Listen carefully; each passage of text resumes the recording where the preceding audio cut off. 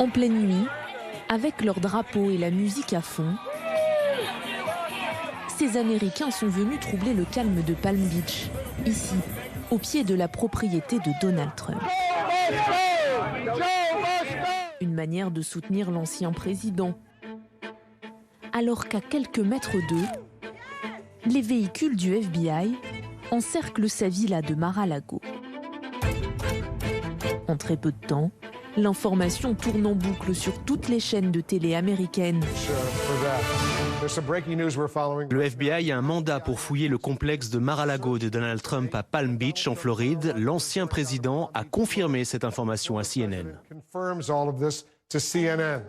Une perquisition inattendue. Il est pratiquement 1h du matin en France, 19h aux États-Unis. Des agents du FBI viennent de pénétrer dans la résidence de Donald Trump. Quand j'ai vu ça, j'ai regardé mon mari et je lui ai dit « Cela ne peut pas arriver ici, aux États-Unis. On n'a jamais eu un président. Il n'est même pas chez lui. Je ne comprends pas pourquoi le FBI est là. » L'administration Biden et les démocrates instrumentalisent le FBI et cela doit cesser. Le FBI n'est pas là pour être utilisé comme une arme contre un autre président. Cela ne s'est jamais produit auparavant. En effet, c'est la première fois que le domicile d'un ex-locataire de la Maison-Blanche est passé au crible par les services fédéraux. Et pour cause. Donald Trump est sous le coup d'une enquête après avoir emmené avec lui à la fin de son mandat des documents classés secret défense. Parmi eux, des lettres de son prédécesseur Barack Obama ou du leader nord-coréen Kim Jong-un. Il est parti avec la caisse, comme un voleur de poules.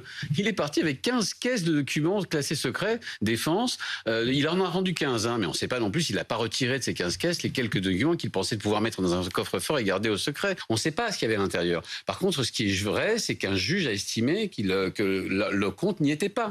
Et qu'il fallait, il fallait perquisitionner sa villa personnelle, percer le coffre. Et inutile de vous dire que pour aller perquisitionner, même pour le FBI, la maison privée d'un ancien président des États-Unis, il a fallu que les plus hautes autorités de l'État donnent leur aval. L'occasion pour l'ancien président républicain de crier au complot. Et voilà ce qu'il déclare dans son communiqué. Après avoir travaillé et coopéré avec les agences gouvernementales concernées, cette perquisition inopinée à mon domicile était inutile et inappropriée. Une persécution politique, estime-t-il. Un acharnement même pour son fils Eric Trump. Aucune famille dans l'histoire américaine n'a pris plus de flèches dans le dos que la famille Trump. Une attitude qui n'étonne pas le camp adverse. Les démocrates, bien conscients que cette perquisition pourrait en réalité servir les intérêts du milliardaire.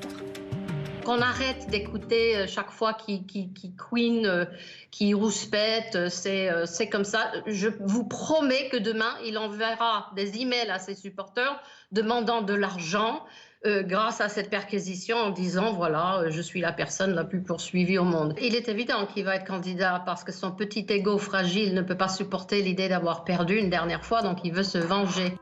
Donald Trump, qui malgré les affaires et cette commission parlementaire sur le rôle qu'il a joué dans l'assaut contre le Capitole le 6 janvier 2021, ne cesse de revenir sur le devant de la scène, parfois pour soutenir des candidats républicains.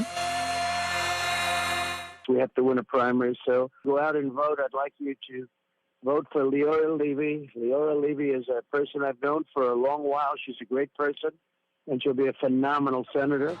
Ou ici, lors d'une conférence à Dallas, comme s'il était en meeting. America's comeback begins this November, and it will continue onward with the unstoppable momentum that we're going to develop on November 2024, because that's the big one.